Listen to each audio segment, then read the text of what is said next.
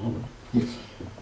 Thank you for your contribution, which is not only to give another view, because you put the finger on what my view is the main problem, the problem of strategy, and the problem of bringing in the Israeli government to be a major factor in carrying out this strategy.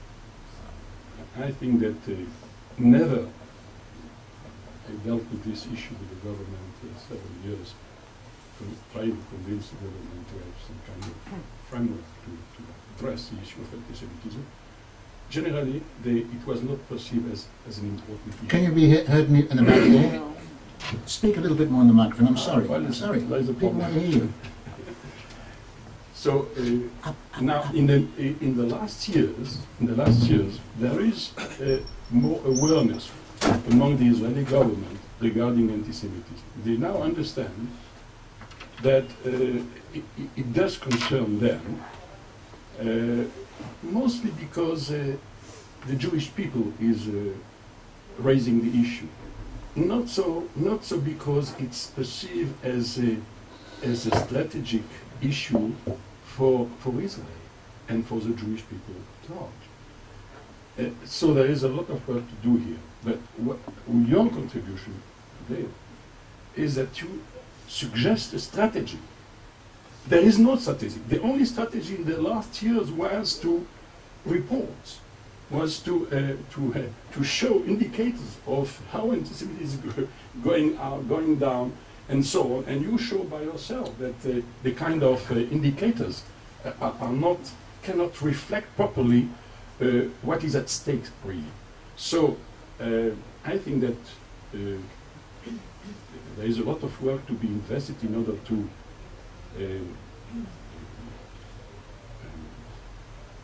devise a proper strategy and to convince the Israeli government to have a leading role in this respect.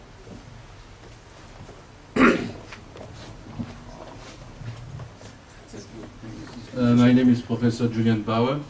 Dr. Gerstenfeld, first, thank you very much. Two, I believe there is a problem. We are not only facing anti-Semites, we are facing a lot of goyim, who are nice people, and who truly believe that Jews are a religion and not a people. So they truly believe that we are just a religion, and in that case, they believe what the PLO is saying that as a religion we are not entitled to a state. The only official religious state is the Vatican. Therefore, if we are not a people, why should we have a state? And the Israeli government, I don't believe the Israeli government is going to do a lot about what you plan, because they are not exactly the best address to do anything. But at least to say publicly and repeat non-stop that Jews are a people. And just an example, a few years ago I said that to the Consul General of Israel in Montreal. And he was from Shomer Hatzir and Meretz. And he made fun of me. I'm not religious. I said, I didn't ask you to be religious. But for people, you don't represent just a state, Israel, you represent Jews, the Jewish religion. They didn't believe me. A few months later, he was in Sherbrooke, 70,000 inhabitants, for an Israeli day. Everybody was there, the MP from Parliament from Quebec, from Ottawa, the bishop and the mayor, what have you. And at the end of the meal, a non-kosher meal, obviously, he was asked, as representative of Israel, could you recite the grace, please? And suddenly he discovers that he was for them a quasi-rabbi. So I truly believe that's a basic issue.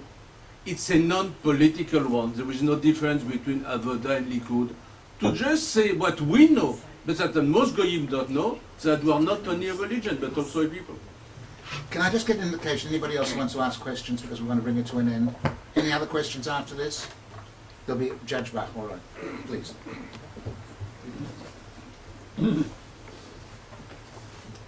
Education. Well, I'm a natural scientist. One of the very few useful things you learn from what I'm doing now in natural science is that in kinetics, if you have simultaneous reactions, it's the fastest which determines the outcome.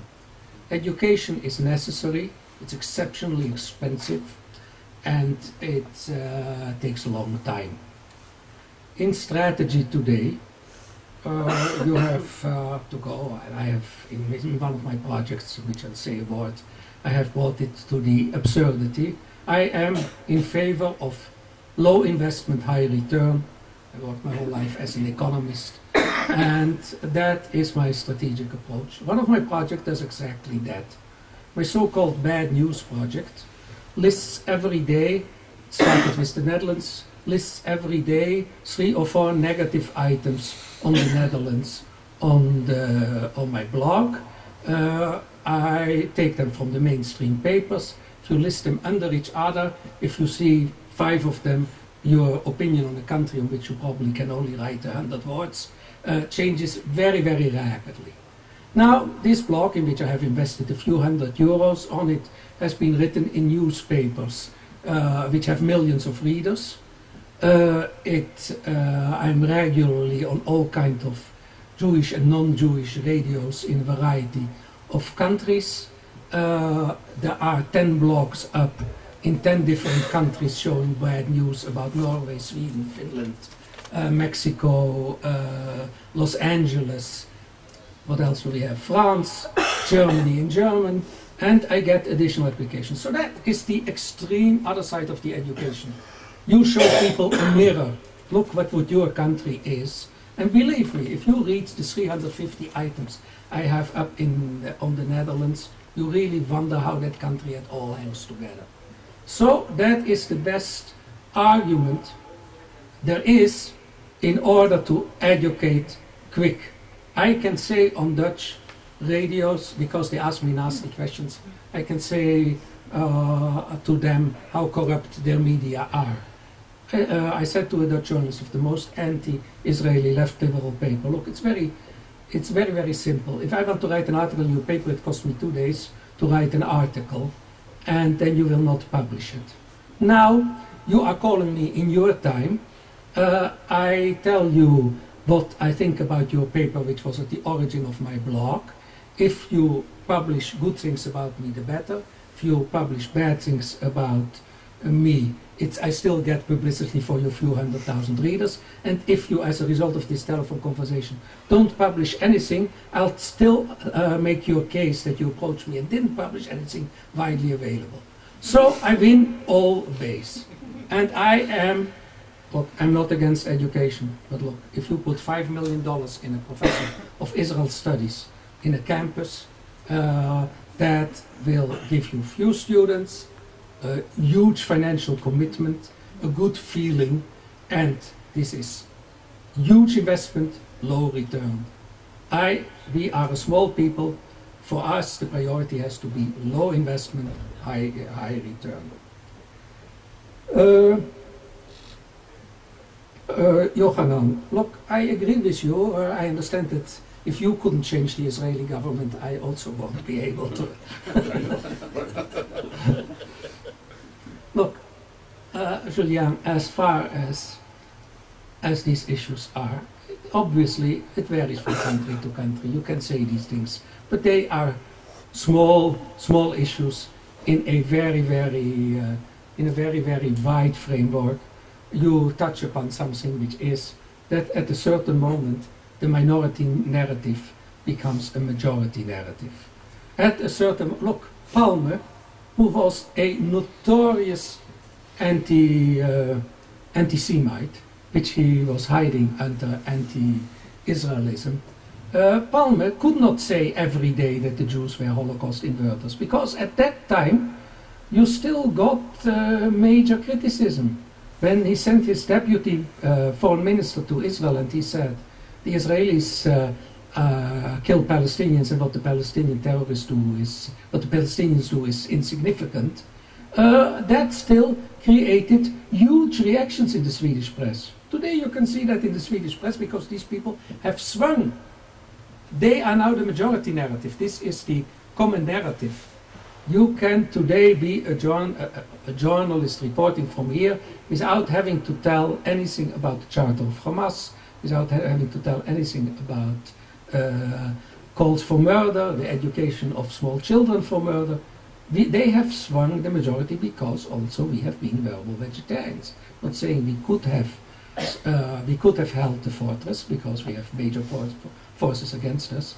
And obviously, until the year 2000, there was not the Muslim terrorism which started to draw attention. Today, the hatred of Muslims, and this is simply a fact, the hatred in Muslims in Europe is increasing at an incredible speed, everywhere.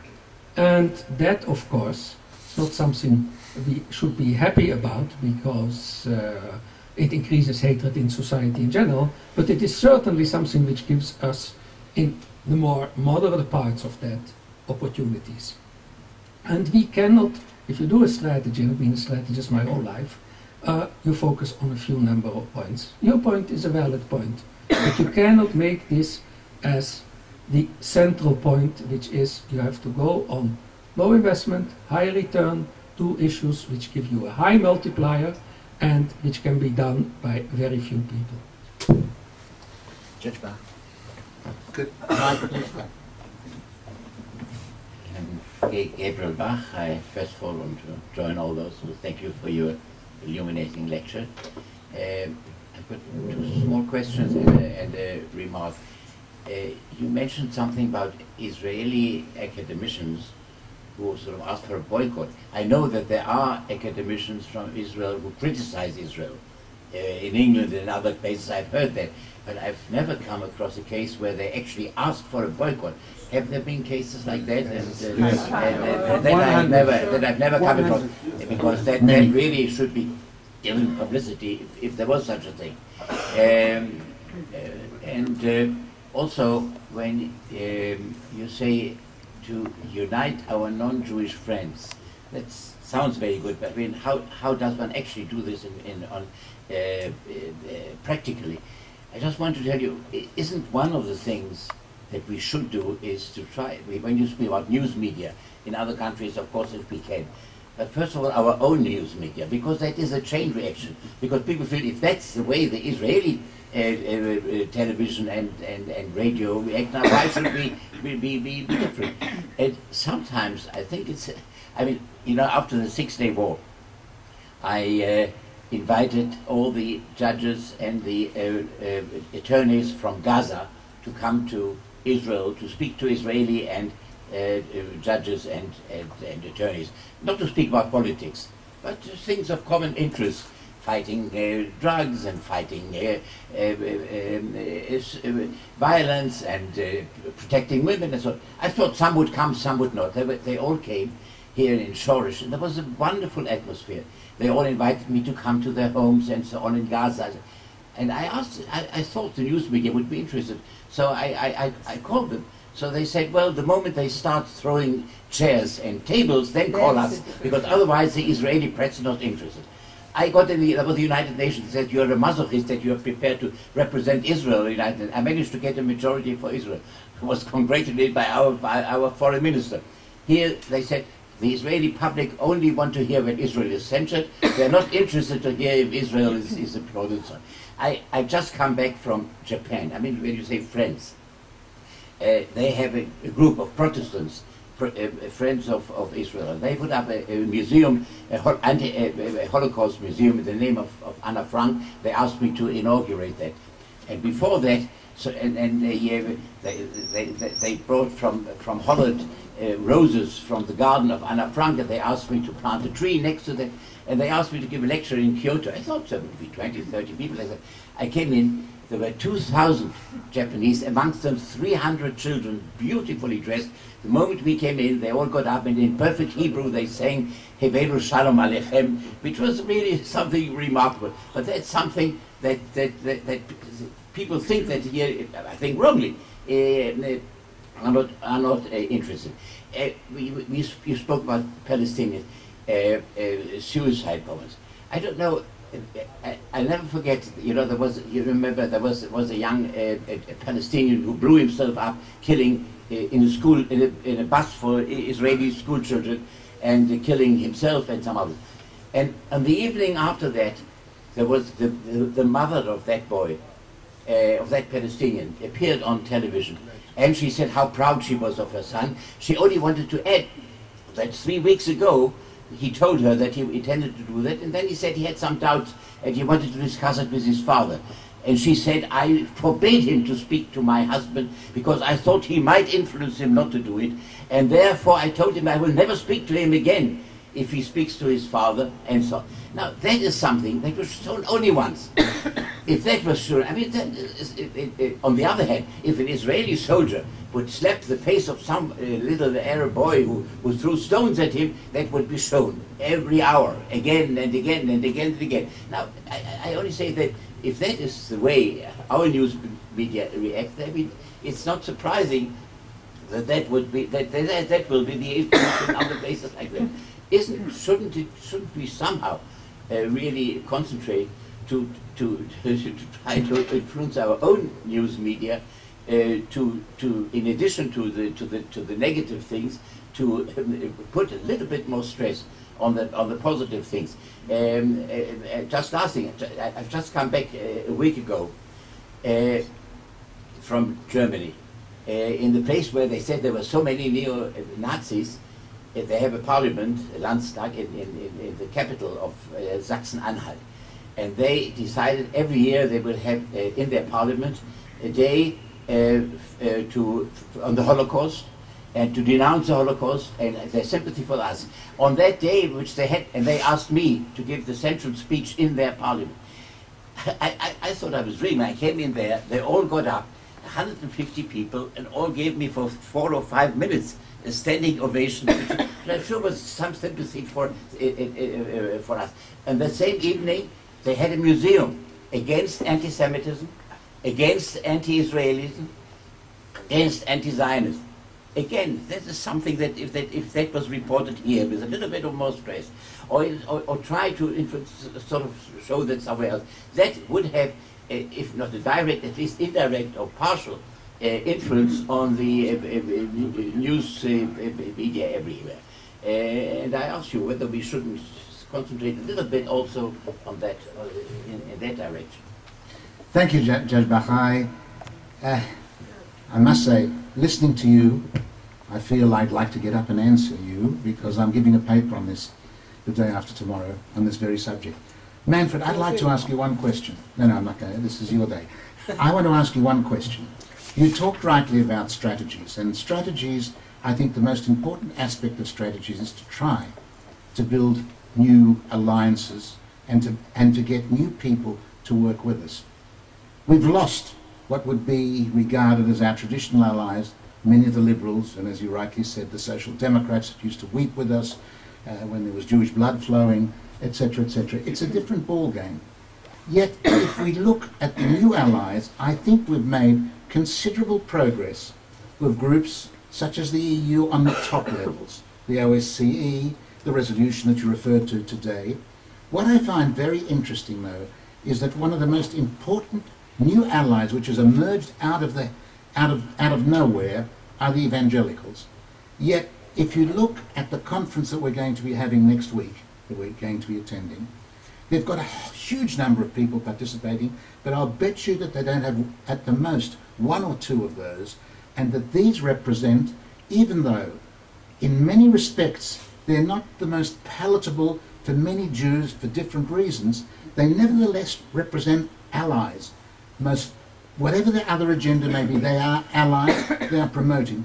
We seem to only be slowly coming to the realization that these could be one of the critical factors, particularly in the superpower, which is the most important element standing against the abyss as far as Israel is concerned. I thought perhaps you might make a few comments on that.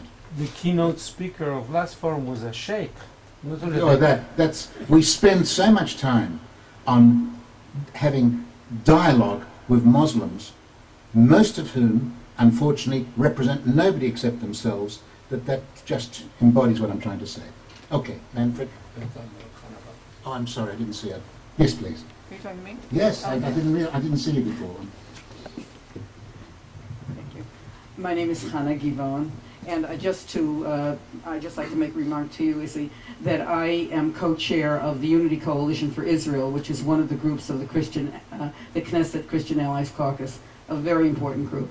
I want to ask Manfred, I'm directing the remark to the accusers, turning accusers into accused. If we have to do that, we've already been accused. We're responding, and just as in court, when even if a judge says strike that remark from the record, the jury has already heard it. I'd like to ask: is there any official group in Israel that is proactive? We are, as individuals, proactive. But is there any official government group that tries to anticipate and takes the part of a proactive group?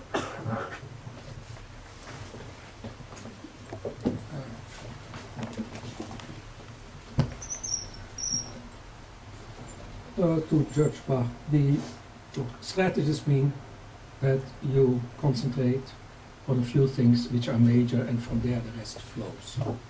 The Israeli press, look, the idea that you would influence Haaretz to write what you want is a non-starter. Now, if you play a little bit with what we call lateral thinking or out-of-the-box thinking, then you learn there that you don't have to be able to change the cause of the problem in order to have an impact. Even if the Israeli government doesn't change its attitude, if the Israeli press doesn't change its attitude, the simple fact that I've gotten a way to get to a radio station where I can say, because the interviewer doesn't expect it, what about the 100,000 Dutch, the 100,000 Indonesians you Dutch killed? How come you have never investigated it? Then he will say, yeah, but that's not the issue. But the people have heard it, 100,000 people killed, not investigated. I mean, I do not have to explain, I don't explain Israel, I attack. All this good news, which is the alternative, people say to me, why didn't you start a good news issue? Because I said I would get no readers, whereas with the bad news, I accomplish with no investment. I make a major impact, in particular as the bad news usually comes out of 3 or 4 newspapers at the same time, and these are the leading newspapers in the country. It's also true what I say. I put the interviewer last Friday had 2 interviews on Dutch radios, one in English for the world and one in Dutch for another station. The interviewer had to first read a number of negative facts on his own country so that he could introduce himself. He did my work. So once you tell them, look, this is a mirror of what you are, that is infinitely more better than what you suggest to do the long and good way. You can say this is morally sad. I share that opinion. But we live in the world we have to live in, and not in a utopian world. As far to give you an example on the academics, already in the first petition, which started on 6 April 2002 in The Guardian, the famous open letter of Professor and Mrs. Rose, also Professor Rose, which had a few hundred signatories, about 10 signatories from Israeli universities. Hebrew U, Tel Aviv, Ben Gurion and Haifa. Ilan Pappe goes around to promote. There are many, are tens of professors, professors who have tenure or are retired at Israeli universities who go around promoting boycott of Israel. There is publicity for that, but there are very few papers who are interested in that. Haaretz also doesn't promote these things. You can get it into Makor Rishon, you can get into the Jerusalem Post, and with that you have more or less exhausted the possibilities in Israel. Obviously, now how do you get your friends together? Look, you need a central, you need a body. You need to start somewhere, a forum, not like the Global Forum next week, where everybody says whatever he will say in 10 minutes, which is what has been allocated to us, and then they register it. In the best case, they'll publish it, and then we'll meet again in February 2009. as we met in February 2007, and no action has been taken since February 2007. The importance the Israeli government gives to this issue expresses itself in the fact that they have allocated to this issue one not very senior diplomat who they managed to get a student intern for from an international foundation this year because she has no secretary. So that is the whole task force of the Israeli government on anti-Semitism. I don't have the feeling, don't know because you're not supposed to know, that the Mossad is to any extent a significant player in our information about anti-Semitism. You don't see that. They have presented here once. You did not see any specific understanding of the issue. But the government is something where perhaps you could influence. The newspapers you cannot influence because they're contrary to what we think, that their task is to inform the people. Their task is to make money. And they are a business. And their business is to spread bad news about us. And that's what they do, yellow press or quality papers.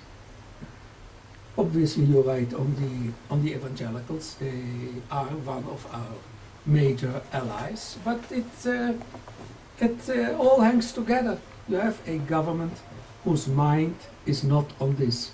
There is a certain absurdity in not seeing defense as an integrated global operation, but rather thinking that the issue is how many tanks do you have, how many hardware do you have, and because you are under pressure, how do you improve your kill ratio, terrorists, collateral deaths. These are things which are big issues. Anti-Semitism, the propaganda war, where part of the major battle is, that is something Israel doesn't care about. I mean, we have had a senior diplomat, Harry Knetal, who was the ambassador in Brussels, and he wrote very clearly that the narrative is changing in Europe. The changing of narrative is not something which seems to make a dramatic impression on the minds of the people who are government ministers. In Israel, I think I can find another 100 issues which are higher on the list than the change of the narrative. Is there a proactive group in Israel? No. There is no, there are. And there's one more thing which I have skipped because it takes some time, but which now on the question of Judge Bach I also have to come back to. Look, the great opportunity for us is that the internet is slowly becoming a competitor for the media. You can today through the internet reach people whom you couldn't reach before. Our enemies also understand that, but some of us understand that.